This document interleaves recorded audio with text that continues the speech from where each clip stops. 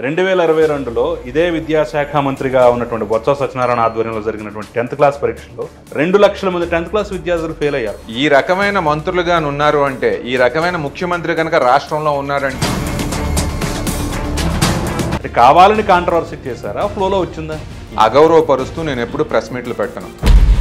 కానీ ఒక పాయింట్ మాట్లాడాల్సి వస్తే మాత్రం వెనక్కి తగ్గే నేచర్ నాది కాదు.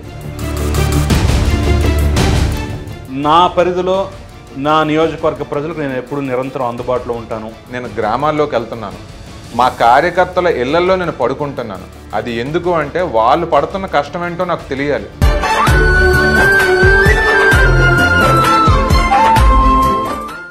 ఈ రోజున విద్యార్థులకు చదువు చెప్పే టీచర్ల గురించి కానివ్వండి, లేదా అంగన్వాడీల సమస్యలు కానివ్వండి, ఆంధ్ర రాష్ట్రం అంతటా కూడా ఒక మంటలాగా, వైల్డ్ ఫైర్ లాగా వ్యాపించింది కదా. విజయనగరం జిల్లాలో మద్యం ఏరులా పారించింది. యువగళం పాదయాత్రను మాత్రం మీ ప్రాంతం వరకు తీసుకురాలేకపోయారు. అది మా బ్యాడ్ లక్ అండి.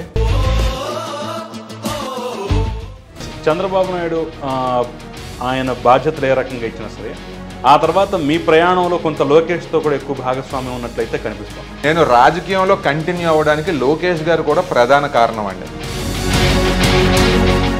నాగార్జునకి ఏం తెలుసు, పిల్లోడు 30-35 సంవత్సరాలు లేవు. నాగార్జున అనేవాడు ఒక మాట మాట్లాడాడు అంటే బరువు ఉంటేనే మాట్లాడుతాడు అన్న నమ్మకం చీపురుపల్లి నియోజకవర్గం ప్రజల్లో ఉంది.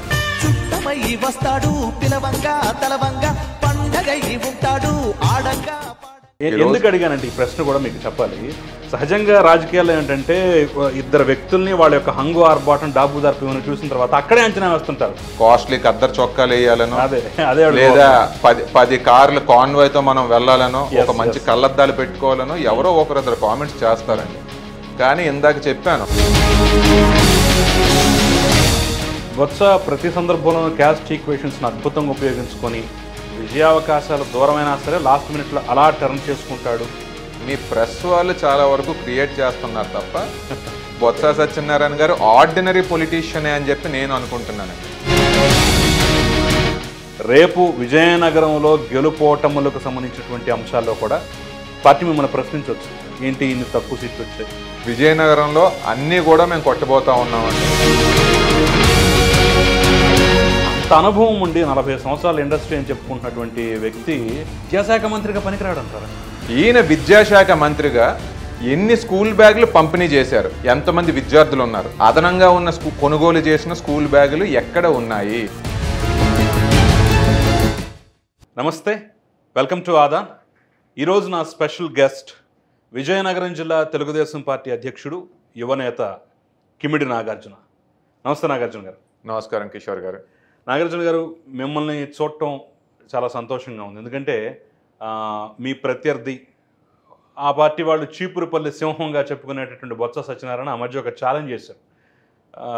సంక్రాంతి తర్వాత అసలు తెలుగుదేశం పార్టీ ఉండదు, అసలు నాయకులే ఉండరు, ఎవరో కనిపించరు, ఉండకపోతే నేను గుండు కొట్టించుకుంటా అని చెప్పేసి కూడా ఛాలెంజ్ విసిరారు. సో లక్కీగా సంక్రాంతి అయిపోయిన తర్వాత కూడా మీరున్నారు, మీ పార్టీ ఉంది, మీ అధినేత ఉన్నారు, ఎన్నికల కార్యక్షేత్రంలో కూడా చాలా వేగంగా పెడుతున్నారు. కాబట్టి ఆ విషయంలో కొంచెం నాకు సంతోషంగానే ఉంది సార్. అవునండి, బొత్స సత్యనారాయణ గారికి కాంట్రవర్సీ కావాలి. ఎప్పటికప్పుడు వచ్చి కాంట్రవర్షియల్ స్టేట్మెంట్స్ ఈ రకంగా మాట్లాడుతూ ఉంటేనే న్యూస్లో ఉంటారు కదా. ప్రాబబ్లీ అతనికి కూడా ఆ రకంగా ఉండాలని ఈ రకమైన స్టేట్మెంట్స్ ఇస్తారేమో. గుండు కొట్టించుకుంటానని అప్పుడు అతను అన్నారు. నేను కూడా దాన్ని కొట్టించుకోండి, తెలుగుదేశం పార్టీ 40 సంవత్సరాలుగా ఉంది, ఇంకో శతాబ్దం కూడా ఇది ఉంటుంది, కాబట్టి కొట్టించుకోవడానికి రెడీగా ఉండండి అని నేను కూడా చెప్పానండి. చెప్తే దాని తర్వాతే వాళ్ళ క్యాడర్ బయటకు వచ్చి మీ వాళ్ళ మీద చేసినట్టున్నారు. అదే ఇది స్టార్ట్ చేసింది బొత్స గారు. కొట్టించుకోండి అంటే వాళ్ళ మనోభావాలు హట్ అయ్యాయంట. వాళ్ళందరూ కూడా రోడ్డు మీదకి వచ్చి మా క్యాడర్ని రెచ్చగొట్టడం, అదంతా ఒక ఉదంతం నడిచిందిలేండి. అవును. సో మీరు సహజంగా చాలా సౌమ్యంగా ఉంటారు అనేటటువంటి పేరు చీపురుపల్లిలోనూ విజయనగరంలోనూ ఉంది.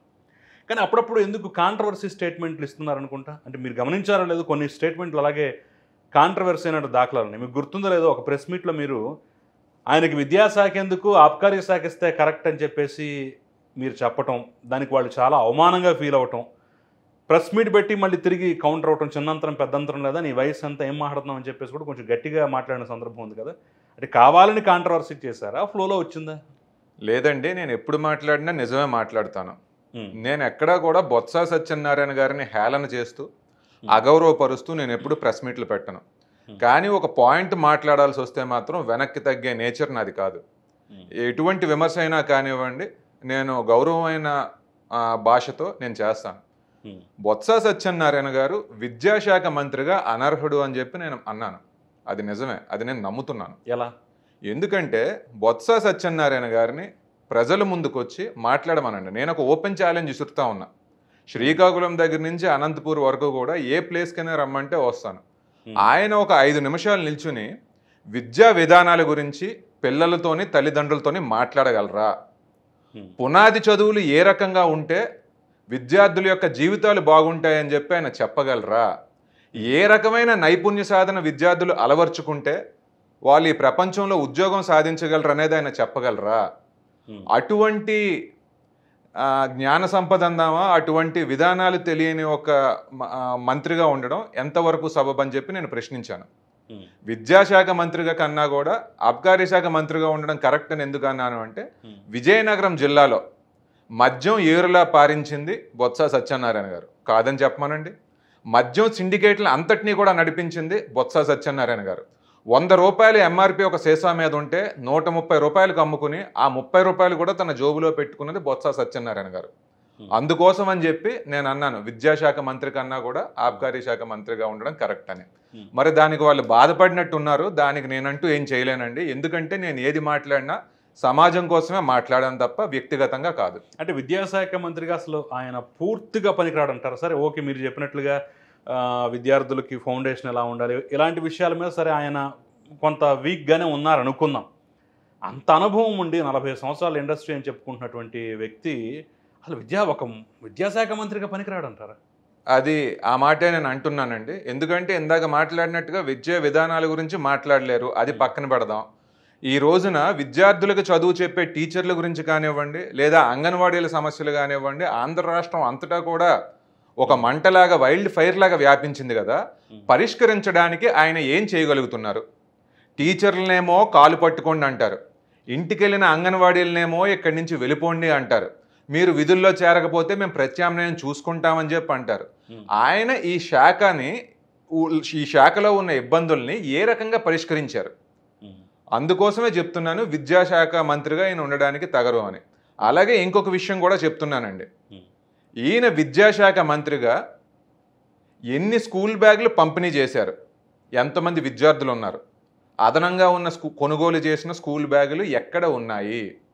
మేము ఆన్ రికార్డ్ చెప్తా ఉన్నాము, ఉన్న విద్యార్థుల కన్నా కూడా వీళ్ళు ఎక్కువ కిట్లు కొన్నారు.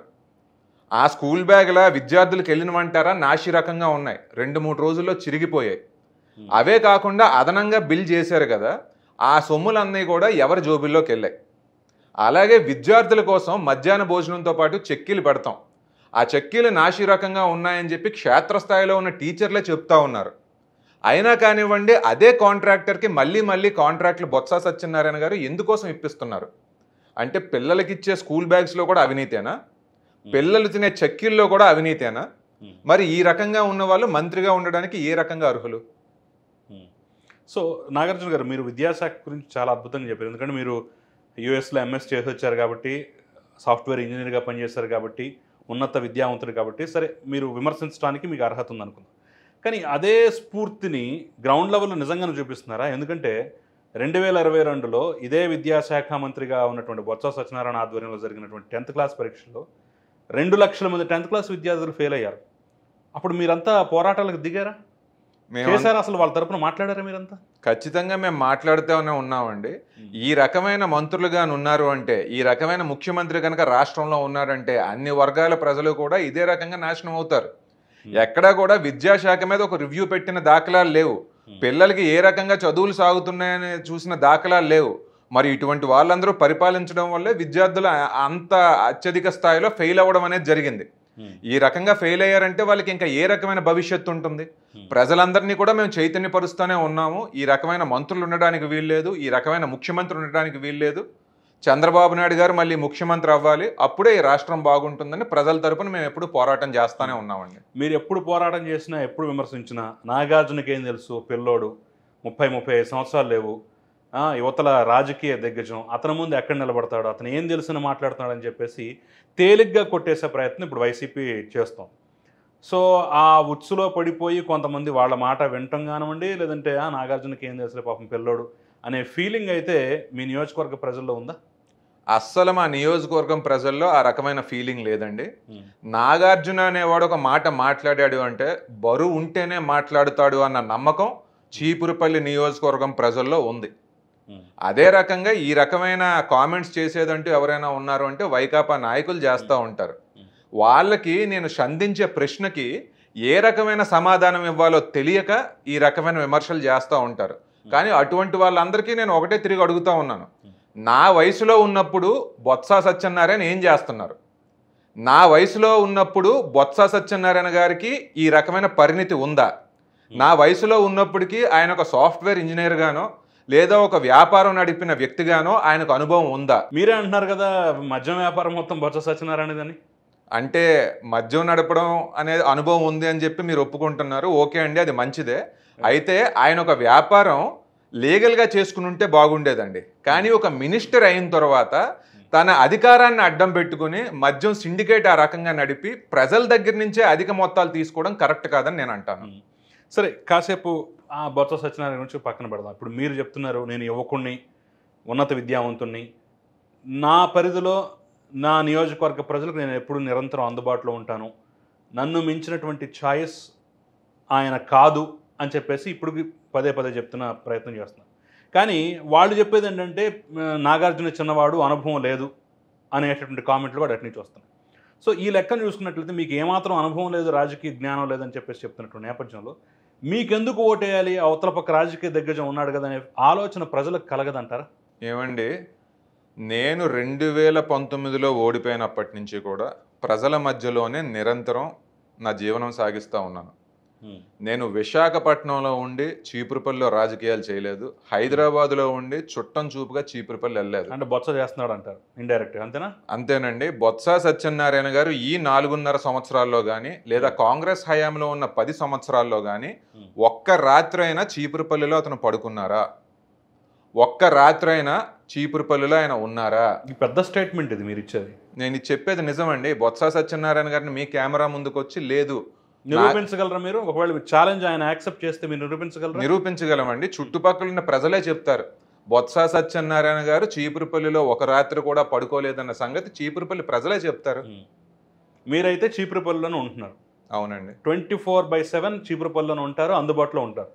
ఏమండి, నేను ఒకటే చెప్తాను, ప్రజలందరికీ కూడా 4.5 సంవత్సరాలుగా నేను ఎట్లా కష్టపడ్డానో తెలుసు. నా దగ్గరికి వైకాపా కార్యకర్త కూడా ఒక శుభకార్యంకి చెప్పడానికి వచ్చి నాకు ఒక కార్డు ఇస్తే వాళ్ళ దగ్గరికి వెళ్తాను. నేను ఎవరికి ఏ కష్టం వచ్చినా నేను అక్కడికి వెళ్తాను. ఒకరు చనిపోయినా నేను అక్కడికి వెళ్ళి చేదోడు వాదోడుగా ఉంటాను. నేను చెప్తా ఉన్నది ఒకటే, ప్రజలందరికీ కూడా నేను అందుబాటులో ఉంటున్నాను. ప్రజలందరిలో కూడా ఆ భరోసా కల్పించాలనే 4.5 సంవత్సరాలుగా నేను చీపురుపల్లిలో పోరాటం చేస్తూ ఉన్నాను. ఒక సామాన్యుడికి ఏ రకమైన సమస్య వచ్చినా నా దృష్టిలోకి వచ్చిన ప్రతి దాని మీద నేను స్పందించాను. అదే రకంగా ప్రజలు నన్ను 4.5 సంవత్సరాలుగా చూశారు, ప్రేమాభిమానాలు చూపించారు, ఇప్పుడు నన్ను గెలిపించిపోతా ఉన్నారు కూడా. నాగార్జున గారు, మీరు చెప్పేది సరే, కాసేపు ఒప్పుకుందాం. అక్కడ చీపురుపల్లిలో కానీ లేదంటే మీ ప్రత్యర్థులు కానీ చెప్పేది ఏంటంటే ఆయన చుట్టుపక్కల ఉన్నటువంటి యూత్కి మాత్రమే కనెక్ట్ అవుతారు తప్ప, యూత్లోనే కాస్త కూస్త ఫాలోయింగ్ ఉంది తప్ప మొత్తం ప్రజల్లో కాదని చెప్పేసి ఒక గొడ్డగాల్చి మీదేసే ప్రయత్నం చేస్తున్నారు. అది నిజమా కాదా అనేది అయితే నాకైతే తెలియదు, మీరే సమాధానం చెప్పాలి. కేవలం మీరు యూత్కి మాత్రం అందుబాటులో ఉంటారట, సోషల్ మీడియాలో కూడా ఒక వాట్సాప్ మెసేజ్ పెట్టినా సరే యూత్కి మాత్రం రెస్పాన్స్ ఇస్తారట, మిగతా వర్గాల పరిస్థితి ఏంటి అనేది ఒక ప్రశ్న. నాకున్న అతిపెద్ద బలం యువత అండి, అది నేను కాదని చెప్పి చెప్పను. యువతకి ఏ రకమైన కష్టం వచ్చినా నా తలుపు తట్టగలరు. నేను టిఫిన్ చేస్తూ ఉన్నాను అంటే నా డైనింగ్ టేబుల్ మీదే ఎవరైనా పక్కన వచ్చి మాట్లాడగలరు. యువతకి ఖచ్చితంగా యాక్సెస్ ఉంది కాబట్టి అన్న అనుకుని వాళ్ళు ఖచ్చితంగా నా దగ్గరికి వస్తారు. కానీ నేను యువతతో మాత్రమే కాదు, రైతుల సమస్యల పట్ల కూడా నేను పోరాడాను. మహిళలకు సమస్యలు వచ్చినా నేను పోరాడాను. చీపురుపల్లి నియోజకవర్గంలో తోటపల్లి మీద కానివ్వండి, ఆర్ఈసీఎస్ మీద కానివ్వండి, రెవెన్యూ డివిజన్ మీద కానివ్వండి, ఏ రకమైన సమస్యలు వచ్చినా నేను పోరాడాను. నేను అందరికీ అందుబాటులో ఉంటాను. నేను ఈ రోజున గ్రామాల్లోకి వెళ్ళి పల్లె నిద్రలు కూడా చేస్తూ ఉన్నాను. అంటే చీపురుపల్లిలో నాకు ఒక ఇల్లు ఉంటే, నాకు ఒక ఏసీ రూమ్ ఉంటే దానికే పరిమితం అవ్వకుండా నేను గ్రామాల్లోకి వెళ్తున్నాను. మా కార్యకర్తల ఇళ్లల్లో నేను పడుకుంటున్నాను. అది ఎందుకు అంటే వాళ్ళు పడుతున్న కష్టం ఏంటో నాకు తెలియాలి. అప్పుడే నేను నాయకుడిని అవుతాను. కాబట్టి ప్రజలందరికీ కూడా నేను అందుబాటులో ఉంటున్నానండి. అన్ని వర్గాల ప్రజలు కూడా నాకు ప్రేమాభిమానాలు చూపిస్తున్నారు. ఈ రోజు నేను ఇంటింటికి తిరిగే కార్యక్రమం ఏ గ్రామానికి వెళ్తా ఉన్నా అక్కడున్న మహిళలు ఎవరైతే ఉన్నారో వాళ్ళు నన్ను తమ బిడ్డలాగా నన్ను స్వీకరిస్తూ ఉన్నారు. ఆ కుటుంబంలో నేను ఒక మనిషి కింద వాళ్ళు నన్ను చూస్తున్నారు. కాబట్టి అందరికీ అందుబాటులో ఉన్నాను. అందరూ కూడా నాకు ప్రేమాభిమానాలు చూపిస్తున్నారు. ఇంకొకటి అంశం, ప్రధానమైన అంశం ఏంటంటే 35 ఏళ్ల వయసు కూడా లేకుండానే మీకు విజయనగరం జిల్లా లాంటి కీలకమైనటువంటి జిల్లాకి అధ్యక్ష బాధ్యతలు తెలుగుదేశం పార్టీ అప్పగించింది. చంద్రబాబు నాయుడు మీ చేతుల్లో పెట్టారు. ఏం చూసి ఏం భరోసా కల్పించారు ఆయనకి మీరు? చంద్రబాబు నాయుడు గారు 2019లో నాకు సీట్ ఇచ్చినప్పుడు నేను ఆయన పక్కన నిల్చుని నా తొలి ప్రసంగం చేసినప్పుడు ఆయన ఒక మాట అన్నారండి. Nagarjuna is a suitable candidate అని నేను అనుకున్నాను, కానీ పర్ఫెక్ట్ క్యాండిడేట్ అని చెప్పి ఈ మీటింగ్ చూసిన తర్వాత నాకు అర్థమైంది. అతను స్పీచ్ ఇంత బాగా మాట్లాడతాడని కూడా నేను ఇంతవరకు అనుకోలేదు అని చెప్పి ఆయన అన్నారు. ఎలక్షన్లో నా పర్ఫార్మెన్స్ చూశారు. ఎలక్షన్ తర్వాత 6 months or 1 year నేను చేసిన పోరాటాలు కూడా ఆయన చూడడం అనేది జరిగింది. ఆయన నా రాజకీయ పరిణితి ఏంటి అనేది ఒక బేరేజ్ వేసుకొని ఈ రకమైన కుర్రవాడికి పరిణితి ఉంది, ఒక పక్క యూత్ని అట్రాక్ట్ చేయగలడు, అదే రకంగా తినుకున్న మెచ్యూరిటీతో మిగిలిన లీడర్స్ అందరినీ కూడా కలుపుకుని వెళ్ళగలడు అన్న నమ్మకంతో నాకు పార్లమెంటరీ పార్టీ అధ్యక్ష బాధ్యతలు ఇచ్చారని చెప్పి నేను అనుకుంటా ఉంటాను. అంతే తప్ప వారసత్వం అయితే కాదు. ఏమండి, వారసత్వం ఉన్నా లేకపోయినా మన పెర్ఫార్మెన్స్ని బట్టి ఎవరైనా ఇస్తారండి. అంత కీలకమైన బాధ్యత నా మీద నమ్మకం లేకపోతేనో, నాకు ఆ స్టామినా లేకపోతేనో ఇస్తే న్యాయం చేసేవాడిని అవ్వను. ఆ రకంగా చంద్రబాబు నాయుడు గారు అది చూసుకునే నాకు ఇచ్చారు. చంద్రబాబు నాయుడు ఆయన బాధ్యతలు ఏ రకంగా ఇచ్చినా సరే ఆ తర్వాత మీ ప్రయాణంలో కొంత లోకేష్తో కూడా ఎక్కువ భాగస్వామ్యం ఉన్నట్లయితే కనిపిస్తుంది. కారణం ఏంటంటారు? అంటే తరం మారుతోంది, ఈయనతో అయితే కొంచెం కనెక్ట్ ఎక్కువగా ఉంటుంది అని చెప్పేసి యూత్ కాబట్టి కొంచెం మా ఆలోచనలు సింక్ అవుతాయనే ఉద్దేశమా, లేదంటే మరి ఏదైనా కారణం ఉందా? నేను ఒక్క విషయం చెప్పగలనండి. నేను రాజకీయాల్లోకి స్వతహాగా వచ్చాను నా ఇంట్రెస్ట్తో. కానీ ఓడిపోయిన తర్వాత నా చుట్టుపక్కల ఉన్న ప్రజలందరూ నాకు భరోసా కల్పించి నువ్వే మా నాయకుడివి ఉండు అని చెప్పి ఎంత బలంగా అయితే చెప్పారో ఆ ఫ్యాక్టర్తో పాటు నేను రాజకీయంలో కంటిన్యూ అవ్వడానికి లోకేష్ గారు కూడా ప్రధాన కారణం అండి. నేను 2019 నవంబర్లో ఆయన వెళ్ళి కలిశాను. ఎలక్షన్లో ఓడిపోయిన తర్వాత మొదటిసారి ఒక 1-on-1 మీటింగ్లో నాకున్న సమస్య ఏంటి అనేది చెప్పాను. నాకు ఏ రకమైన భరోసా మీ నుంచి కావాలి అనేది కూడా ఆయనతో చెప్పడం అనేది జరిగింది. ఆ రోజు నుంచి కూడా లోకేష్ గారు నా వెనకాతలో ఒక స్ట్రెంగ్త్లా నిల్చున్నారు. నాకు ఏ సమస్య వచ్చినా లోకేష్ గారు అది చూసుకుంటారు. రాజకీయంగా ఏ సమస్య ఉన్నా నేను ఆయనతో మాట్లాడతాను. లోకేష్ గారు ఏంటి అంటే ఒక ముఖ్యమంత్రి కొడుకులాగో లేదంటే టీడీపీ పార్టీ అంతా నాదన్నట్టుగా ప్రవర్తించరండి. ఆయన ఒక సామాన్యుడిలాగే మనం ఏం చెప్పినా వింటారు.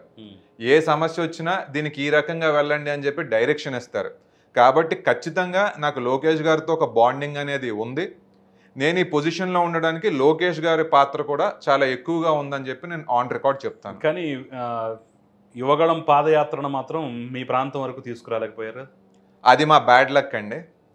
జగన్మోహన్ రెడ్డి గారు కుట్రపూరితంగా చంద్రబాబు నాయుడు గారిని అరెస్ట్ చేయడం, ఒక 2 నెలల కాల వ్యవధి మాకు అందులో పోవటం జరిగింది.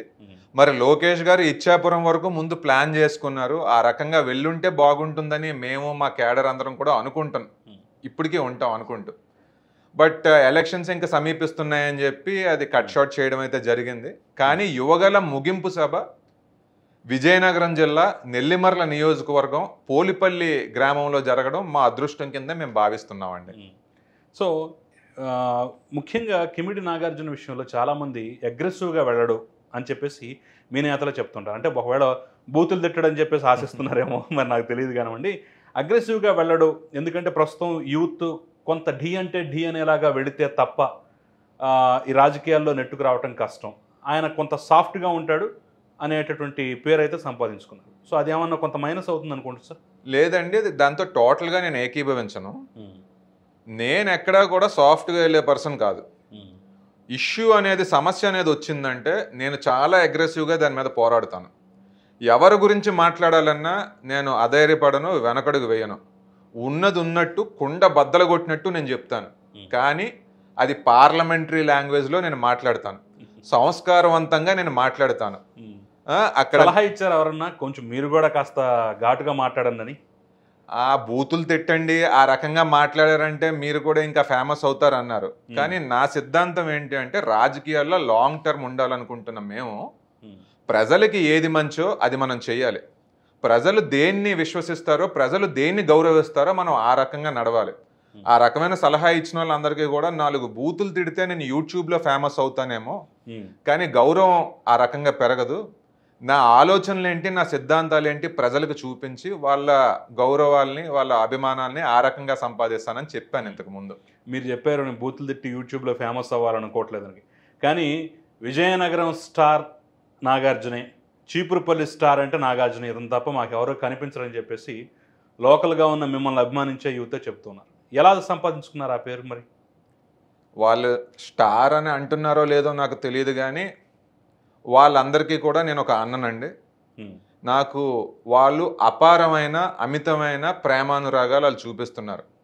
చీపురుపల్లి నియోజకవర్గంలో ఉన్న యువత కానివ్వండి, ప్రజానీకం అందరూ కూడా నిజంగా చెప్పాలంటే నన్ను పాలిటిక్స్లో నడిపించేది ఆ ప్రేమానురాగాలే. వాళ్ళ ప్రేమ ఇంకా ఇంకా ఇంకా ఎక్కువగా నాకు రావాలి అని చెప్పి నేను అనుకుంటా ఉంటాను. అలా రావడానికి నేను కష్టపడాలి అని చెప్పి నేను అనుకుంటా ఉంటాను.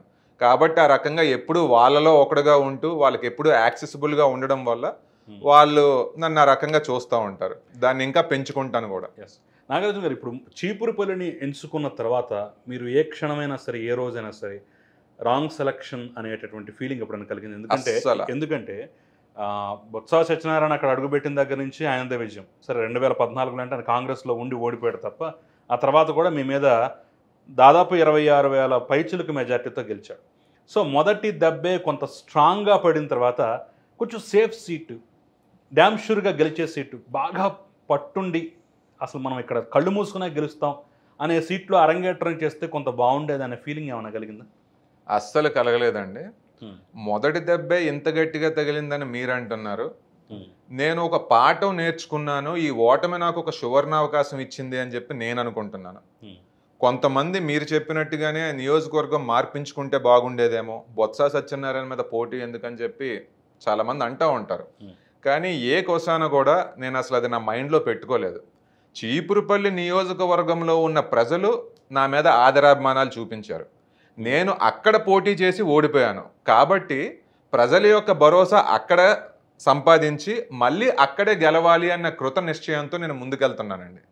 ఒక నాయకుడికి తన ప్రాంతం మీద ఒక పట్టు ఉండాలి, అక్కడున్న సమస్యలు ఏంటి అనేవి తెలుసుకోవాలి, వాటికి పరిష్కారం చూపించడం కోసమే ఎవరైనా పదవిలోకి రావాలి. ఆ రకంగా ఈ 4.5 సంవత్సరాలు, అదే రకంగా మా అమ్మగారి వెనకాతలు తిరిగిన 3 సంవత్సరాలతో పాటు ఈ 7.5 సంవత్సరాలు నేను చీపురుపల్లి నియోజకవర్గంలో కష్టపడ్డాను కాబట్టి అక్కడే గెలవాలని చెప్పి నేను అనుకుంటున్నాను. రెండోది, ప్రతి రాజుకి ఒక రాజ్యం అనేది ఉండాలి. చీపురుపల్లిలో నన్ను అభిమానించే వాళ్ళు ఉన్నారు, ఆ అభిమానించే వాళ్ళ మధ్యలోనే ఉండాలని చెప్పి నేను అనుకుంటున్నాను, అక్కడే గెలవాలని చెప్పి నేను అనుకుంటున్నాను తప్ప ఇంకెక్కడో సులభంగా ఉందని చెప్పి అక్కడికి వెళ్ళిపోవాలి అనుకునే మనస్తత్వం నాది కాదు. సో డౌన్ టు ఎర్త్గా ఉండటం అనేది సహజంగా మీకు వారసత్వంగా మీ అమ్మగారి నుంచి, మీ కుటుంబం నుంచి వచ్చిందా, లేదంటే ఇక్కడికి వచ్చిన తర్వాత అలవర్చుకున్నారు? ఎందుకంటే మీ అమ్మగారు కూడా ఆవిడ మంత్రిగా ఉన్నప్పుడు అధికారులతో మీటింగు, రివ్యూ ఏదైనా అనే సందర్భాల్లో కూడా ఇంటి దగ్గర నుంచి క్యారియరు, టిఫిన్ బాక్స్ తీసుకువెళ్ళి భోజనం చేసేవారట తప్ప పైసా ఖర్చు ప్రభుత్వం తరపు నుంచి కూడా ఆడంబరంగా పెట్టించేవాళ్ళు కాదని చెప్పేసి మేము పేపర్లో కూడా చాలా సందర్భాల్లో చూసాం. సో ఇది చూసిన తర్వాత ప్రజలు ఏ విధంగా అనుకుంటారు? అంటే బొత్స ఒక పక్క ఆయన మంది మార్పులం, ఆయన సమూహం, ఆయన రాజవెడల రవి తేజములు అలరగా అన్నట్లుగా ఆయన ఒక పక్క సాగిస్తుంటే, మీరు మాత్రం చాలా సింపుల్గా ఆ హంగు ఆర్భాటం లేకుండా వెళ్ళటం అనేది కొంత ఎక్కడో తగ్గించే పరిస్థితి లేదంటారా మిమ్మల్ని? ముందుగా మా అమ్మగారు అధికారిక కార్యక్రమాలకు కూడా ఇంటిలోంచి లంచ్ బాక్స్ తీసుకొని అధికార దుర్వినియోగం చేయలేదు అని చెప్పి ఆన్ కెమెరా మీరు చెప్పినందుకు, ఆ పాయింట్ మీరు రియలైజ్ అయినందుకు మీకు అభినందనలు తెలియజేస్తూ ఉన్నానండి. I thank you for that. రెండో విషయం ఏంటి అంటే, ఎక్కడో దగ్గర ఎవరో ఒకరు దర్పం చూపిస్తే బాగున్ను, ఇంకా గర్వం చూపిస్తే బాగున్ను అని చెప్పి అంటూ ఉంటారు. కాస్ట్లీ ఖద్దరు చొక్కాలు వేయాలనో, లేదా 10 కార్లు కాన్వాయ్తో మనం వెళ్ళాలనో, ఒక మంచి కళ్ళద్దాలు పెట్టుకోవాలనో ఎవరో ఒకరిద్దరు కామెంట్స్ చేస్తారండి. కానీ ఇందాక చెప్పాను, నాకు రాజకీయ పరిణితి అనేది ఉంది. ఎందుకు అడిగానంటే ఈ ప్రశ్న కూడా మీకు చెప్పాలి. సహజంగా రాజకీయాల్లో ఏంటంటే ఇద్దరు వ్యక్తుల్ని వాళ్ళ యొక్క హంగు ఆర్భాటం డాబు దర్పం ఇవన్నీ చూసిన తర్వాత అక్కడే అంచనా వేస్తుంటారు. ఓహో ఈయన బలవంతుడేమో ఆర్థికంగా కానీ మరో పరంగా కానీ, ఈయన ఆ స్థాయి కాదేమో బలహీనుడేమో అని చెప్పేసి ఒక చిన్న మాట వదిలేస్తుంటారు. ఆ పరిస్థితి కూడా ఎందుకు తెచ్చుకోవడం అనేది నా అభిప్రాయం. ఇందాక చెప్పినట్టుగా రాజకీయ పరిణితి ఉన్న వ్యక్తిని నేను. రాజకీయాల్లో హంగు ఆర్భాటాలు చేశామంటే 10 మంది ఓహో హంగు బాగుంది ఆర్భాటం బాగుందని అనుకోవచ్చు, కానీ 1000 మంది మనకు దూరం అవుతారు. ప్రజలు మనల్ని ఎప్పుడు ఓన్ చేసుకుంటారంటే వాళ్ళల్లో ఒకటిలాగా మనం కలిసిపోయినప్పుడు. నేనే కనుక గర్వం చూపించానంటే ఒక ముసలావిడ వచ్చి నాతో మాట్లాడగలరా? నేనే కనుక దర్పం చూపించానంటే ఒక రైతు నా దగ్గరకు వచ్చి తన కష్టం చెప్పుకోగలడా? కాబట్టి ఆ రకమైన పరిణితి నాకు ఉందండి. రాజకీయ నాయకుడు ఎప్పుడు సక్సెస్ అవుతారంటే అతి ఎక్కువ ప్రజలతో అందుబాటులో ఉన్నప్పుడు, వాళ్ళ సమస్యలు తెలుసుకున్నప్పుడు. ఆ రకంగా నేను సింపుల్గా ఉండడం వల్లే ప్రజలందరూ కూడా నాకు ఇంత చేరువుగా ఉన్నారేమో.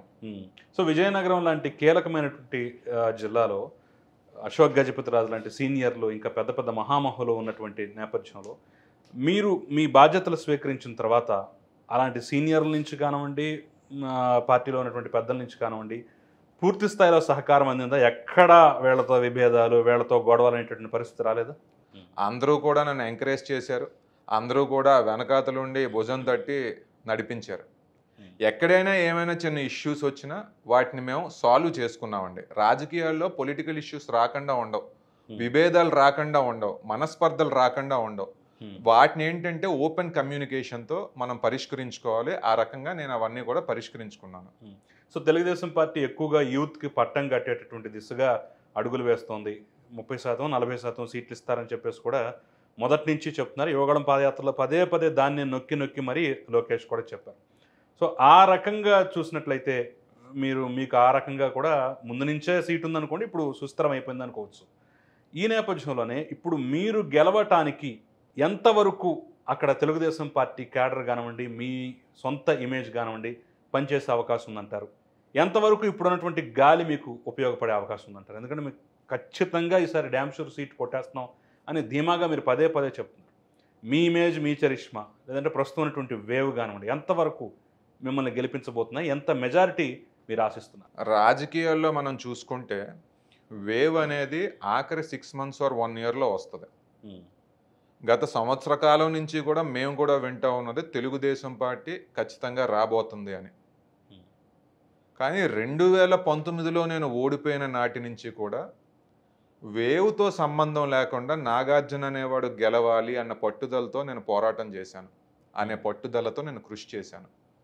దీనికి సంపూర్ణ సహాయ సహకారాలు అందించింది తెలుగుదేశం పార్టీ కార్యకర్తలు, నా వెనకాతలుండి నాతో పాటు నడుస్తూ ఉన్న యువత. మా అందరికీ కూడా ఒకటే ఒక కృత నిశ్చయం ఉంది. 2024లో చీపురుపల్లి నియోజకవర్గం మేము గెలవాలి, బొత్స సత్యనారాయణని ఓడించాలి అని.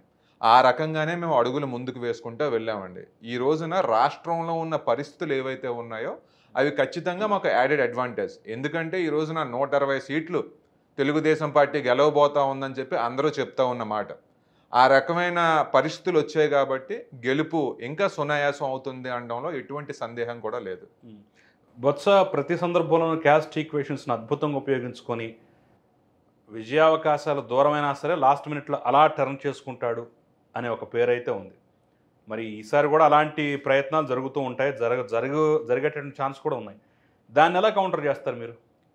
ఒక విషయం చెప్తా కిషోర్ గారు, బొత్స సత్యనారాయణ గారి స్ట్రాటజీస్ చాలా అమోఘంగా ఉంటాయని చెప్పి మీ ప్రెస్ వాళ్ళు చాలా వరకు క్రియేట్ చేస్తున్నారు తప్ప బొత్స సత్యనారాయణ గారు ఆర్డినరీ పొలిటీషియనే అని చెప్పి నేను అనుకుంటున్నానండి. ఎందుకంటే ఆయన ఎప్పుడు చూసినా ఆ పార్టీకి వేవ్ ఉన్నప్పుడు గెలిచారు, ఎంతో కొంత మెజారిటీలతో గెలిచారు తప్ప ఆయనకి ఏదో వావ్ సూపర్ అన్నట్టుగా ఎప్పుడు ఆయన పెర్ఫార్మెన్స్ లేదండి. నేను కూడా నమ్మేది ఏంటి అంటే ప్రజలకు మనం అందుబాటులో ఉంటూ ప్రజలకు మనం సేవ చేసామంటే ప్రజలు ఎప్పుడైనా మన వెనకాతలు నిలుస్తారు. కాబట్టి ఆ రకంగా చివరి నిమిషానికి వచ్చేసరికి బొత్స సత్యనారాయణ గారు జిమ్మికులు ఏవో చేశారంటే ప్రజలు దాన్ని నమ్ముతారు అని చెప్పి నేను అనుకోవట్లేదు. అలాగే మీరు ఇంతకు ముందు 2019కి ముందు చీపురుపల్లి నియోజకవర్గంలో కానీ విజయనగరం మీ పక్కన ఉన్నటువంటి నియోజకవర్గాలు కానీ చాలా వరకు ప్రతి స్కూల్కి ప్రతి కాలేజీకి తరచుగా వెళ్ళి మీ వంతుగా అక్కడ సహాయం చేయటం, లేదంటే స్పీచెస్ కానివ్వండి, లేదంటే మోటివేట్ చేయడానికి రకరకాల ప్రయత్నాలు చేయడం కానివ్వండి చాలా చేశారని చెప్పేసి విన్నాం. మరి సడన్గా 2019 నుంచి పూర్తిగా తగ్గుతూ అసలు ఇప్పుడు ఒక స్కూల్ మొహం కూడా చూడనటువంటి పరిస్థితి వచ్చిందంట. ఎందుకని అలా డిస్కనెక్ట్ అయిపోయారు? నేను స్కూల్స్లోకి వెళ్ళిందైతే ఒక ముఖ్యమైన జయంతో అండి. గ్రామీణ ప్రాంతాల్లో ఉన్న విద్యార్థులు వాళ్ళ మట్టిలో మాణిక్యాలు, వాళ్ళకి తెలివితేటలు చాలా ఎక్కువగా ఉన్నాయి. కానీ వాళ్ళ తల్లిదండ్రులు చదువుకోకపోవడం వల్ల, పేదరికం వల్ల, లేదంటే ఇతర సామాజిక పరిస్థితుల వల్ల వాళ్ళు ఇంకా బాగా షైన్ అవ్వలేకపోయారు అని చెప్పి నేను నమ్మి అదే రకంగా గ్రామాల్లోకి వెళ్ళి ఏ రకంగా చదువుకోవాలి, ఏ రకంగా మాట్లాడుకోవాలి, ఏ రకంగా మీ కమ్యూనికేషన్ స్కిల్స్ డెవలప్ చేసుకోవాలి, మ్యాథ్స్ యొక్క ఇంపార్టెన్స్ ఏంటి, గ్రామర్ యొక్క ఇంపార్టెన్స్ ఏంటి, స్కిల్ డెవలప్మెంట్ ఎలాగని చెప్పి నేను క్లాసెస్ తీసుకున్న మాట వాస్తవం. నేను రాజకీయాల్లో చేసిన అన్ని పనుల కన్నా కూడా ఈ పని నాకు అత్యంత మానసిక సంతృప్తి ఇచ్చిందనడంలో ఎటువంటి సందేహం లేదు. అయితే 2019 తర్వాత నేను పోటీ చేసిన ఒక పొలిటికల్ క్యాండిడేట్గా అయ్యాను.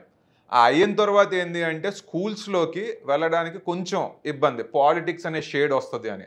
అట్లాగే బొత్స సత్యనారాయణ గారు ఏంటంటే విద్యాశాఖ మంత్రి కింద ఉండడం, నేను స్కూల్స్లోకి వెళ్ళి ఈ రకమైన క్లాసెస్ అదే కాన్స్టిట్యున్సీలో కండక్ట్ చేశానంటే ఆ ప్రిన్సిపల్లో ఆ టీచర్స్కో ఏమైనా ఫోన్ కాల్స్ వచ్చి బెదిరిస్తారేమో అని చెప్పి భయపడుతూ వాళ్ళెవరు కూడా నేను వస్తానన్నా కానివ్వండి, వాళ్ళు బాబు మీరు వచ్చారంటే మేము ఇరకాటంలో పడతాం అని చెప్పి చెప్పారా? ఈ విషయం ఓపెన్ గా చెప్పారండి కొంత. సో ఆయన ఫోన్ చేసి అయితే ఎందుకు నాగార్జున వస్తున్నాడు రానివ్వకుండా అయితే వార్నింగ్ ఇచ్చాడు.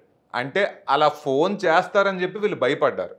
ఓకే, అదే సో జరిగే ఉంటుంది కాబట్టి భయపడటంలో మేబీ అండి. సో చీపురుపల్లికి మీ హయాంలో జరిగినటువంటి అభివృద్ధి ఏంటి అని అడిగితే ఏం చెప్తారు మీరు?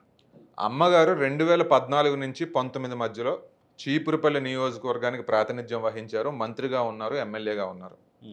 ఆవిడ హయాంలో 250 కిలోమీటర్ల వరకు కూడా సీసీ రోడ్లు, డ్రైన్స్ వేయించుకోవడం అనేది జరిగిందండి. ఎక్కడైనా కానివ్వండి నీటి సమస్య ఉంది అంటే వాటర్ ట్యాంకులు కానివ్వండి, అదనపు వాటర్ ట్యాంకులు కానీ పెట్టించడం అనేది జరిగిందండి. దీనికి తోడు చీపురుపల్లి యొక్క రూపురేఖల్ని మార్చడానికి మా అమ్మగారు చాలా అభివృద్ధి పనులు చేశారు. అంటే రాజకీయాల్లో దూరదృష్టి అనేది చాలా అవసరం. చీపురుపల్లిలో ఒక హాస్పిటల్ కట్టించాము అంటే అది అందరికీ అందుబాటులో ఉండాలి, ఒక కార్పొరేట్ స్థాయిలో ఉండాలి అని చెప్పి చీపురుపల్లిలో హాస్పిటల్ కట్టించడం జరిగింది. మీరైనా ఎప్పుడైనా చీపురుపల్లి వస్తే రోడ్డు మీద అది ఉంటుంది, మీరు బహుశా అది చూసి ప్రభుత్వ హాస్పిటల్ అని అయితే అనుకోరు. ఆ స్థాయిలో దాన్ని కట్టించారు. అదే రకంగా ఆదర్శ డిగ్రీ కళాశాల అమ్మగారు కట్టించినప్పుడు కూడా ఇది ఎక్కడో మూల ఉండకూడదు, చీపురుపల్లి గరివిడి పట్టణాలకి మధ్యలో ఉండాలి.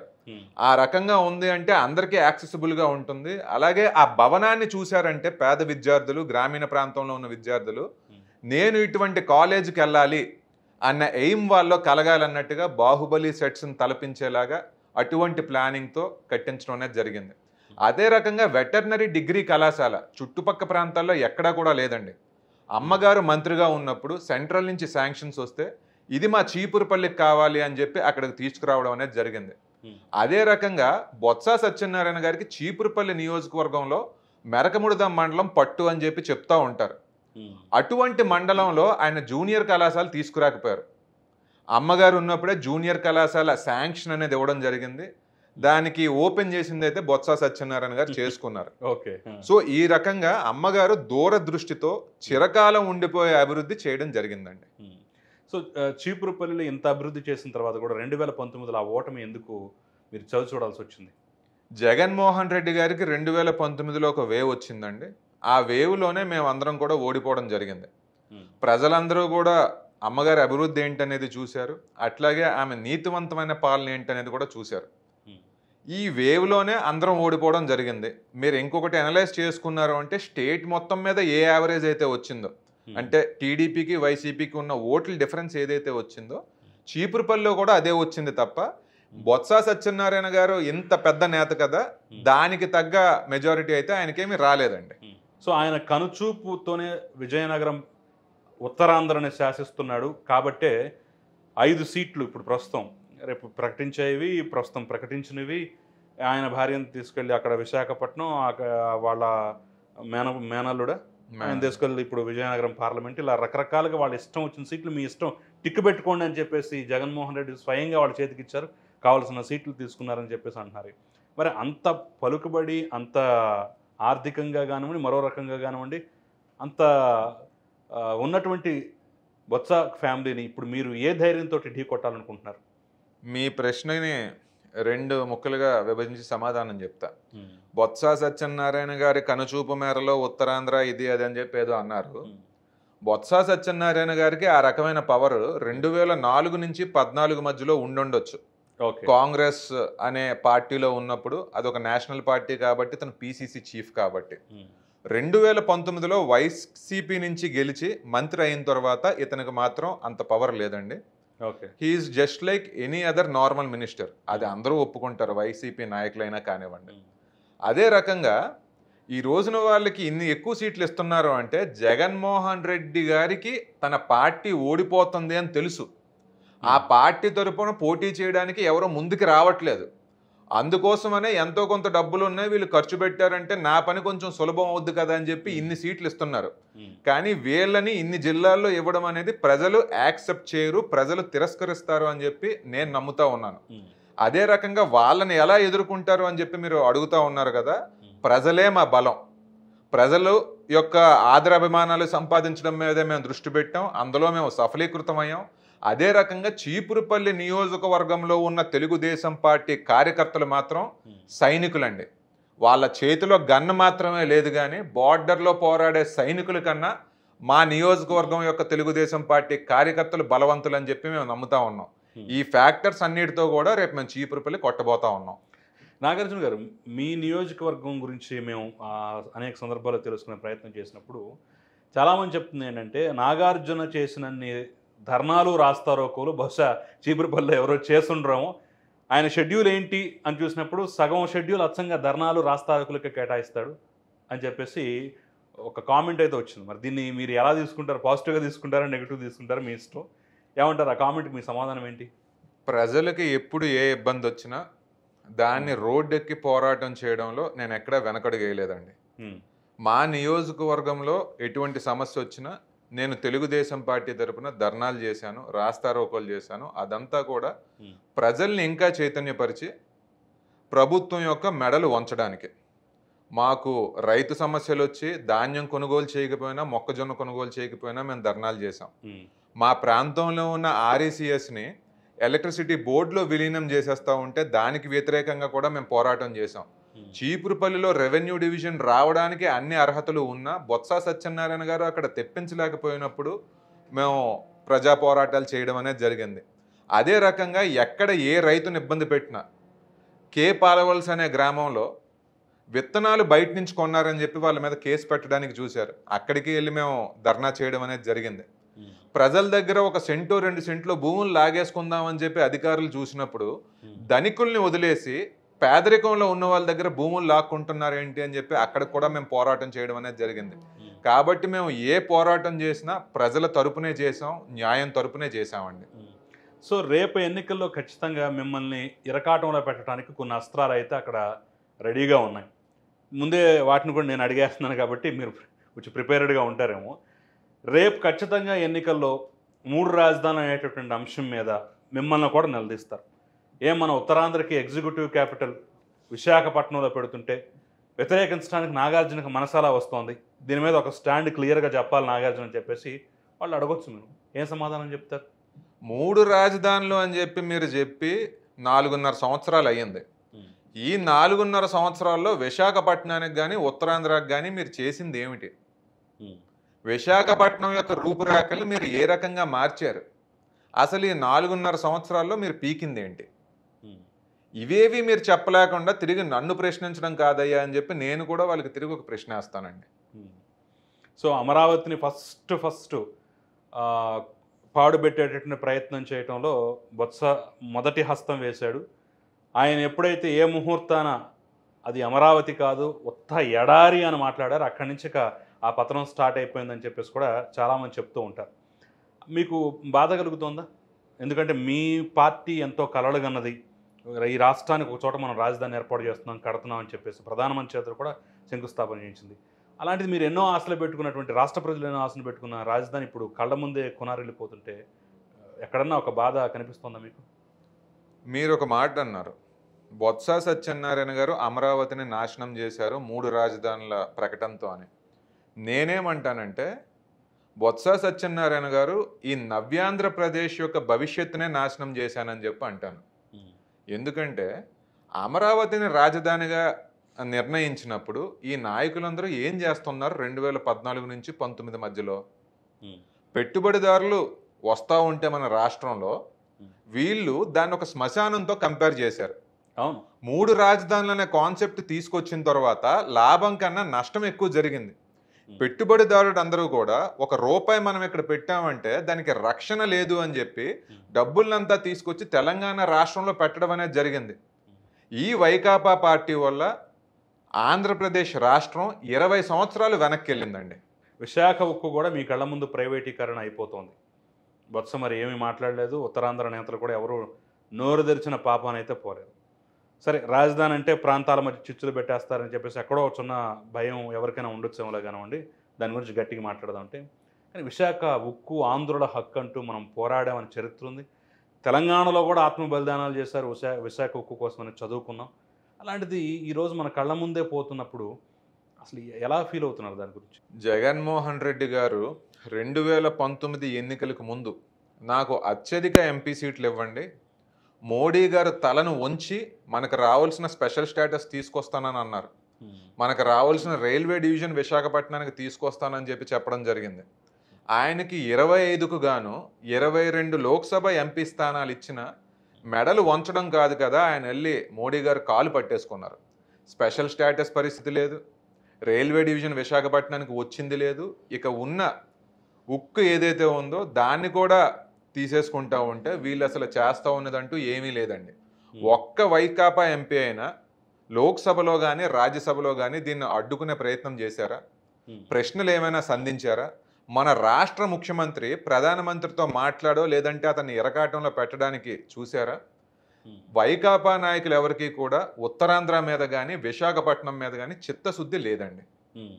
ఈసారి ఉత్తరాంధ్రలో మెజారిటీ సీట్లు కొడతాం చూడండి, మా స్ట్రాటజీ ఇదే అని చెప్పేసి సీట్ల మార్పు, క్యాస్ట్ ఈక్వేషన్స్, 3 రాజధానులు అనే కాన్సెప్టు, మీ బిడ్డ విశాఖ వస్తున్నాడు కాపురం పెడతాడు అని చెప్పేసి ప్రజల్లోకి బలంగా తీసుకెళ్లే ప్రయత్నం కానివ్వండి, ఇవన్నీ చేస్తూ ఎలాగైనా నాకు ఉత్తరాంధ్ర టార్గెట్ అంటూ కూడా స్పష్టంగా వైసీపీ పెడుతుంది. జగన్ ఎలా కౌంటర్ చేస్తారు మీరు?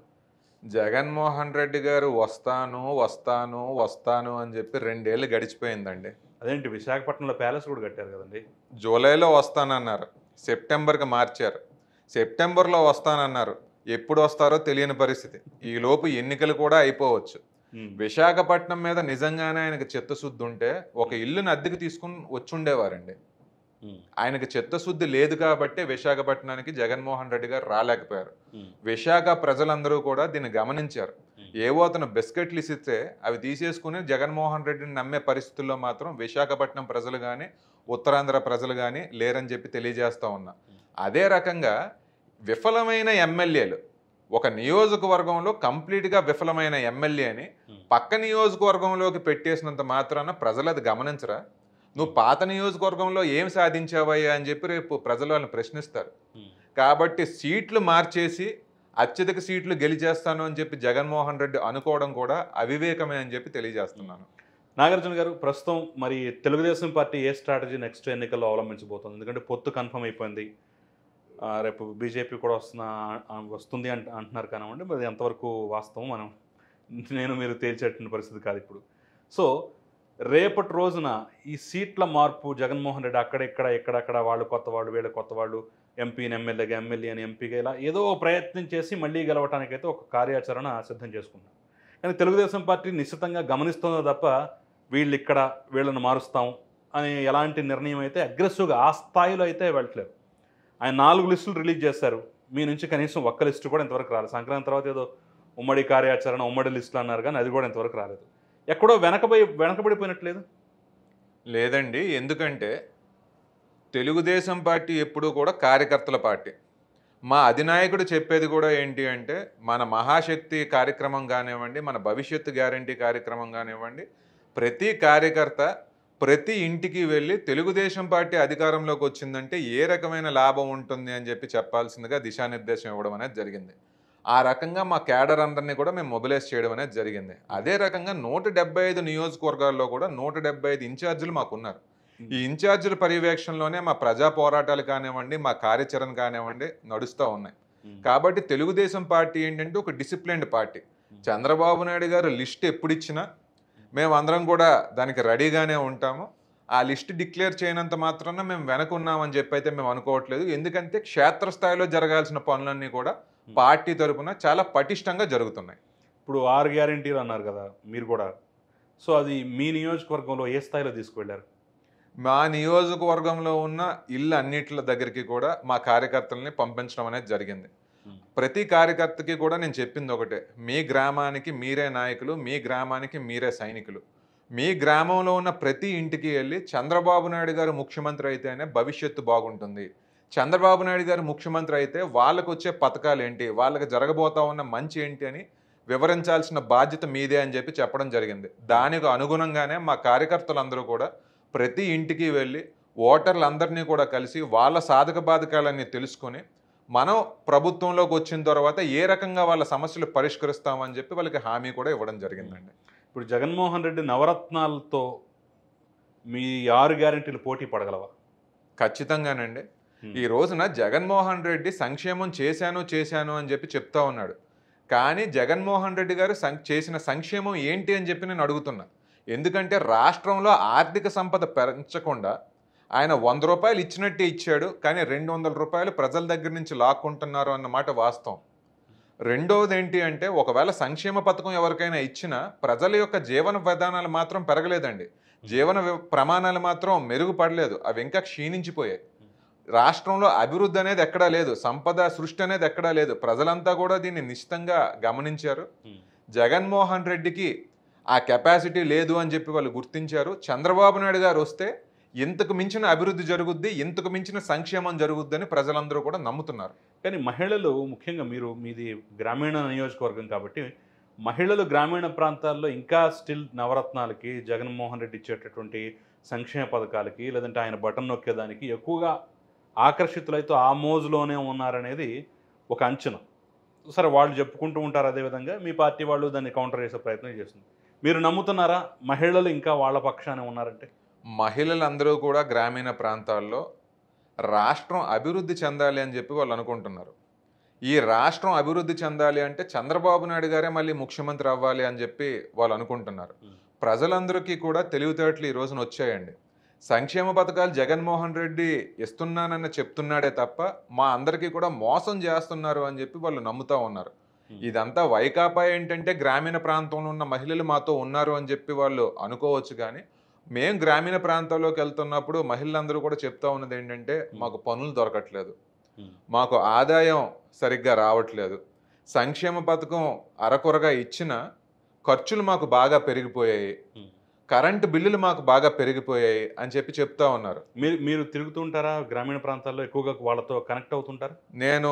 నాకు వారానికి 5 రోజులు నేను గ్రామాల్లోకి వెళ్తూ ఉంటాను, డోర్ టు డోర్ క్యాంపెయిన్ చేస్తూ ఉంటాను. వాళ్ళందరికీ తెలుగుదేశం పార్టీ గురించి, నా గురించి వివరిస్తూనే ఉంటాను. అదే రకంగా వాళ్ళ సాధక బాధకాలు ఏంటనేవి కూడా నేను తెలుసుకుంటూ ఉంటాను. ఏంటి అసలు వాళ్ళ ప్రతిస్పందన ఏంటి? మీరు గ్రామీణ ప్రాంతాల్లో ఉన్నటువంటి కూలీ నాలి చేసుకునే సాధారణ మహిళల దగ్గరికి వెళ్ళినప్పుడు వాళ్ళు ఏం చెప్తుంటారు ఫస్ట్ మీ దగ్గరకు వచ్చి? నేను గ్రామాల్లోకి వెళ్ళినప్పుడు, మహిళలతో మాట్లాడినప్పుడు, బ్రతకడం అనేది జగన్మోహన్ రెడ్డి హయాంలో ఇంకా కష్టమైపోయింది అని చెప్పి చెప్తా ఉంటారండి. ఎక్కడా కూడా ఉపాధి సరిగ్గా దొరకట్లేదు అని చెప్పి చెప్తా ఉంటారు. అదే రకంగా ఏదైనా సంపాదిస్తున్నామంటే ఖర్చులు ఇంకా ఎక్కువ అవడం వల్ల భారం మా మీద చాలా గట్టిగా అవుతుంది అని చెప్పి చెప్తా ఉంటారు. గ్రామాల్లో మేము నడిచేటప్పుడు కొన్ని ఇళ్ళు దాటుకుని వెళ్తూ ఉంటే ఎవరు లేరేమో, లైట్ ఆపేసి ఉంది అని చెప్పి మేము వెళ్ళిపోతూ ఉంటాం. ఎవరో ఒక మహిళ పరిగెట్టుకుంటూ వస్తుంది, బాబు మేము ఉన్నాం అని చెప్పి అప్పుడు లైట్ వేస్తారు. ఏంటమ్మా లైట్ ఇంతవరకు ఎందుకు ఆపేసావంటే, లైట్ లేకుండానే మేము బతుకుతున్నామండి, ఈ లైట్గా నేసామంటే 3-4 వేల బిల్లు జగన్మోహన్ రెడ్డి మా దగ్గర వసూలు చేసే పరిస్థితులు ఉన్నాయని చెప్పి వాళ్ళు చెప్తున్నారు. ప్రతి మహిళ కూడా నా కొడుకుకి కానీ నా కూతురికి కానీ జగన్మోహన్ రెడ్డి ఉపాధి అవకాశం కల్పించలేకపోయారనే చెప్తా ఉన్నారండి. ఎక్కడ చూసినా ఈ రకమైన బాధలే గ్రామీణ ప్రాంతాల్లో ఆంధ్ర రాష్ట్రంలో ఈ రోజున ఉన్నాయి. సో ఉత్తరాంధ్రలో ఎక్కువగా వెనకబాటుతనం అనేది ఉంది. ఇంకా పేదరికం మనకి మిగతా ప్రాంతాలతో పోలిస్తే ఉత్తరాంధ్రలో ఎక్కువగా కనిపిస్తుంది. మీరు రేపు ఒకవేళ చీపురుపల్లి ఎమ్మెల్యే అయినా కానివ్వండి, మీ పార్టీ రేపు అధికారంలోకి వచ్చినా కానివ్వండి, నా చీపురుపల్లి కోసం, నా పేద ప్రజల కోసం నేను సపరేట్గా పెట్టుకున్న ప్రణాళిక ఇది, నేను వస్తే పార్టీతో సంబంధం ఉన్నా లేకపోయినా, పార్టీ మేనిఫెస్టోలో పెట్టినా పెట్టకపోయినా సరే ఇది నేను చేస్తాను అనేది ఏమన్నా ఉందా? మా కెమెరా సాక్షిగా మీరు మీ నియోజకవర్గ ప్రజలకు తెలియజేయండి. నేను నెల రోజుల క్రితమే నాగార్జున అనే ప్యాంప్లెట్ నేను రిలీజ్ చేయడం అనేది జరిగిందండి. ఓకే. దాని ద్వారా చీపురుపల్లి ప్రజలకి నేను ఏం చేయబోతాను అన్న హామీ నేను ఇవ్వడం జరిగింది. అందులో ప్రధానంగా నేను మాట్లాడింది ఏంటి అంటే విద్యార్థుల యొక్క సమస్యలు నేను తీరుస్తాను అని చెప్పడం జరిగింది. చీపురుపల్లిలో విద్యాభ్యాసం ఇంకా బాగుండేలాగా చర్యలు నేను చేపడతాను. మనం చీపురుపల్లిలో ప్రపంచ స్థాయి లైబ్రరీ ఒకటి కట్టించుకుందామని చెప్పాను. మీరు విజయనగరమో విశాఖపట్నమో వెళ్ళి 5,000 రూపాయలు 10,000 రూపాయలు ఖర్చు చేయాల్సిన అవసరం లేదు. చీపురుపల్లిలోనే స్టడీ సర్కిల్స్ కూడా పెట్టిస్తాను అని చెప్పడం జరిగింది. అలాగే ఈ రోజున క్రీడాకారులు ఎవరైతే ఉన్నారో వాళ్ళందరికీ కూడా ప్రపంచ స్థాయి ప్రమాణాలతో ఫెసిలిటీస్ డెవలప్ చేస్తానని చెప్పడం జరిగింది. అలాగే సమాజం బాగుండాలంటే రైతు అనేవాడు బాగుండాలి. రైతు యొక్క ఆదాయ మార్గాలు పెంచడానికి కూడా నేను ఎమ్మెల్యేని అయిన తర్వాత కృషి చేస్తానని కూడా చెప్పడం జరిగింది. దీనికి తోడుగా చీపురుపల్లి నియోజకవర్గంలో ఉపాధి అవకాశాలు పెంచడానికి నా వంతు కృషి నేను చేస్తాను.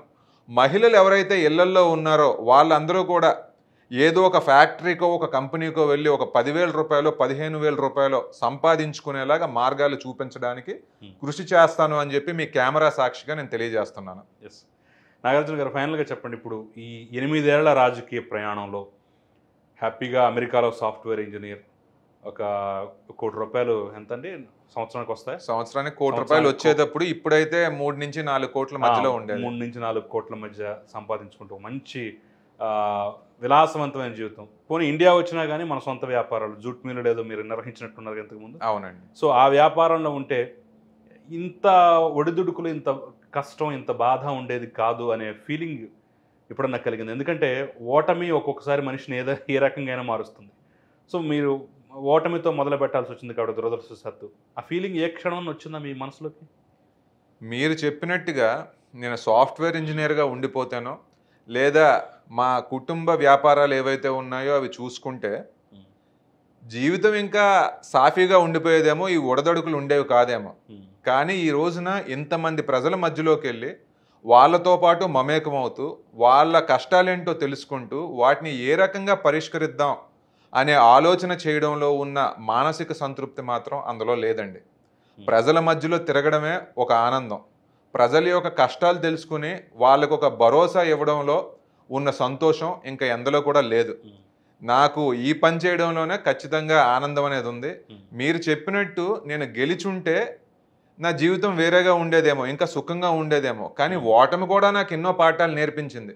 నేను బహుశా ఓడిపోవడం వల్లే ప్రజలకు ఇంకా చేరువయ్యానేమో. రైట్ నాగార్జున గారు, మీరు ఎన్ని చెప్తున్నారు, ఇక్కడ ప్రధానంగా మనకి ఉత్తరాంధ్ర అంటే ఎక్కువగా గుర్తొచ్చేది నిరుద్యోగ సమస్య. దాని మీద మీరేమో శ్రద్ధ తీసుకుంటారు, ఏం చేస్తారు? ఎందుకంటే దేశంలో ఎక్కడ చూసినా సరే, ఒక దుబాయ్లో కానివ్వండి, బొంబాయిలో కానివ్వండి, ఆఖరికి గుజరాత్లో కానివ్వండి, పాకిస్తాన్ వాడి జలాల్లోకి వచ్చినటువంటి పడవలో పట్టుకున్నా సరే ఉత్తరాంధ్రకు సంబంధించినటువంటి కార్మికులే ఇక్కడ ఉద్యోగాలు లేక వలసపోయి ఎలా కొలగా బతుకుతున్న పరిస్థితి.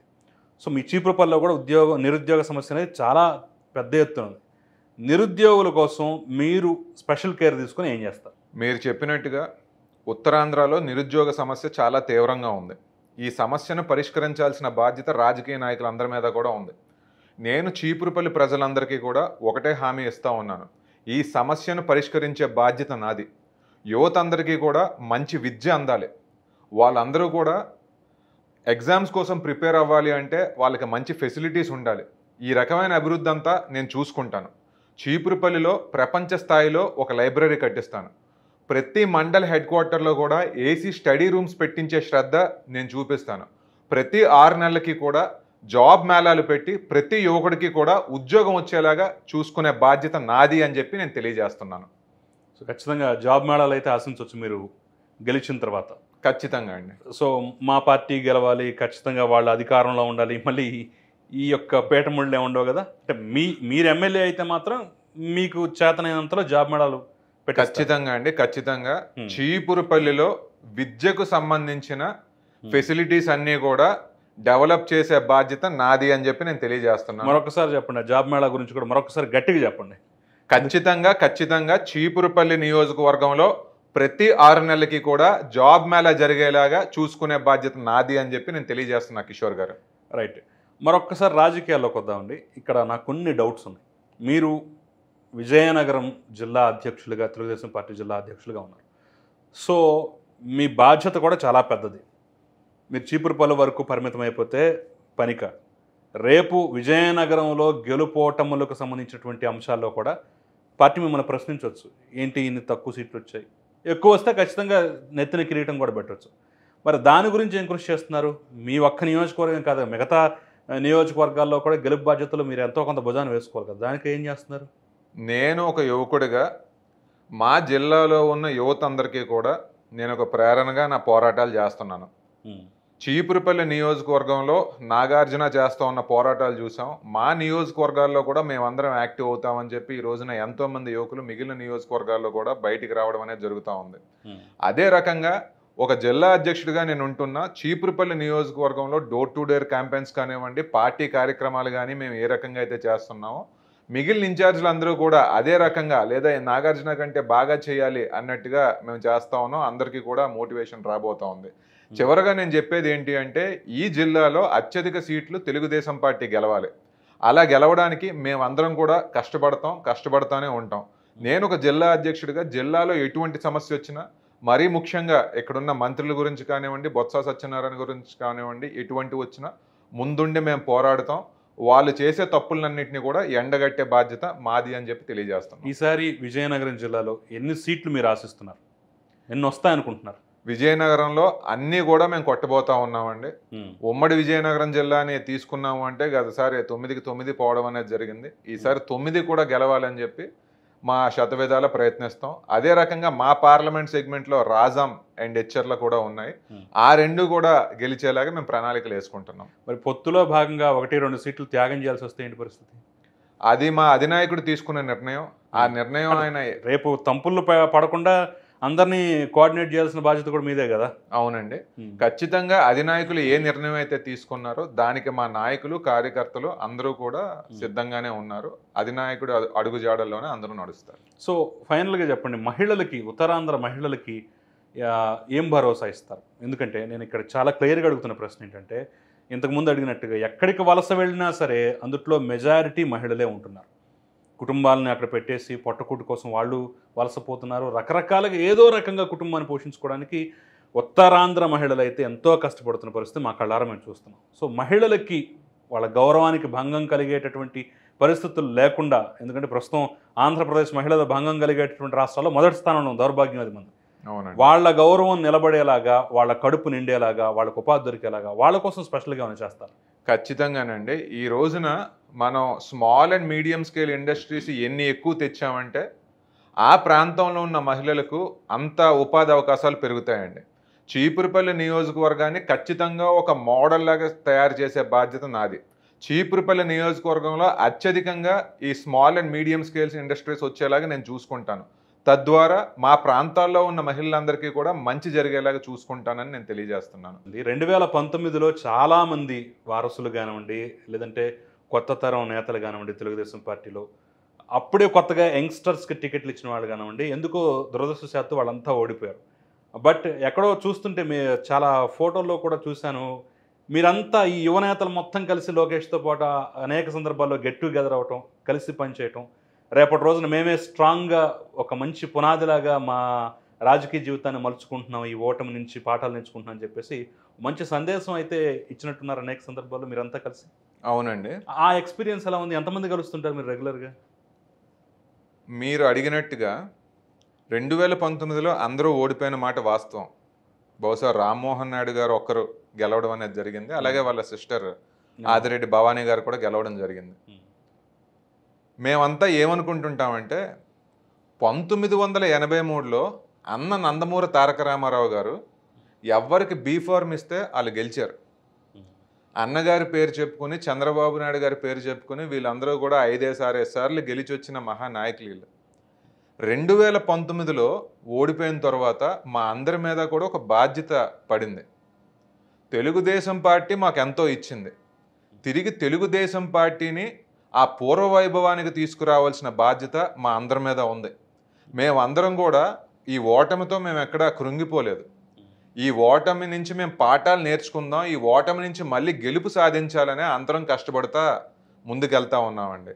మీరు చెప్పినట్టుగా మేము అందరం కూడా యువత ఎవరైతే ఉన్నామో పెద్ద పెద్ద పార్టీ ఈవెంట్స్ ఏవైతే జరుగుతాయో, మహానాడు కానివ్వండి, యువగలం కానివ్వండి, అందరం కూడా కలుస్తూ ఉంటాం. కలిసి కాసేపు సరదాగా మాట్లాడుకుంటాం. దాని తర్వాత అందరం కూడా సీరియస్ డిస్కషన్లోకి వెళ్ళిపోతాం. నీ నియోజకవర్గంలో నువ్వేం చేస్తున్నావు, నా నియోజకవర్గంలో నేనేం చేస్తున్నాను, ఏ రకమైన స్ట్రాటజీస్ మనం వేసుకుందాం, ఏ రకమైన పని చేసామంటే ప్రజలకు ఇంకా చేరువవుతాం. నేను చేసేది నీకంటే బాగుంది, నువ్వు చేసేది నాకంటే బాగుంది, ఇది నువ్వు చేస్తే బాగున్ను, నేను చేస్తే బాగున్ను అని ఆ రకంగా అందరం కూడా ఒక డిస్కషన్ చేసుకుని బెటర్ పాలసీస్ ఏవైతే ఉన్నాయో వాటన్నిటిని కూడా మేము ఇంప్లిమెంట్ చేయడానికే ట్రై చేస్తూ ఉంటామండి. సో మీ మీ నియోజకవర్గం చూసినట్లయితే సేమ్ అలాంటి ఉదాహరణే ఈ మధ్య తెలంగాణ ఎన్నికల్లో కూడా జరిగింది. ఎర్రబెల్లి దయాకర్ రావును కూడా 26 సంవత్సరాల యశస్విని రెడ్డి ఫస్ట్ టైం ఆవిడ పోటీ, ఆవిడ మీద కూడా చాలా ఇబ్బందికరమైన పరిస్థితులు, కాంట్రవర్సీ, చివరి వరకు ఆవిడ అభ్యర్థిత్వం నిలుస్తుందా లేదా అనే పరిస్థితి ఉంది. ఫైనల్గా కొట్టి చూపించిన తర్వాత, గెలిచి చూపించిన తర్వాత ఒక రాజకీయ దిగ్గజాన్ని ఓడించారు అని చెప్పేసి పెద్ద ఎత్తున ఆవిడ కూడా ఎలివేషన్ రావడం జరిగింది. సో 2024లో మీరు కూడా ఖచ్చితంగా అదే అనుభవం చూస్తారా అని అడిగితే ఏం చెప్తారు? 2024లో మేము గెలవడం ఖాయం. బొత్స సత్యనారాయణ గారిని ఓడించడం తథ్యం అండి. ఆల్ ది బెస్ట్ నాగార్జున గారు. థ్యాంక్ యూ కిషోర్ గారు.